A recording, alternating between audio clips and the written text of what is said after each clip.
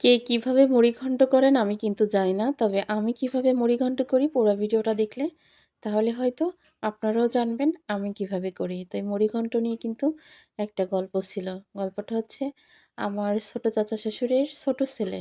আমি যখন নতুন বিয়ে হয়ে মানে এই বাড়িতে আসি, তখন একদিন এত কান্না শুরু করিছে মানে সারাদিন মানে সকাল থেকে দুপুর পর্যন্ত কান্না করিছে।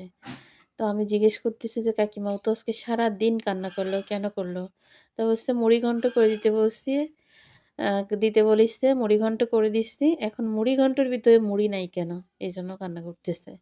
পরে আমি বললাম যে, "তাহলে তো এটা অনেক হাস্যকর বিষয়। আপনি এক কাজ করেন, এই মুড়িঘন্টের ভিতরে উপরে মুড়ি ছড়াই, ছড়াই দেন। তাহলে বুঝবে যে এটাই মুড়িঘন্ট।" পরে সে আমার কথা শুনে সন্ধ্যার সময় দোকান থেকে মুড়ি এনে সেই মুড়ির ঘন্টর বাটির ভিতরে মুড়ি ছড়াই দিয়ে তারপরে সামনে দিলে ঠান্ডা হয়েছে। সারাদিনই কিন্তু ওই মুড়িঘন্ট খাওয়ার জন্য ওইভাবে কান্না করেছে। মুড়িঘন্ট ঠিকই করে দিছে কিন্তু মুড়ি কেন উপরে নেই?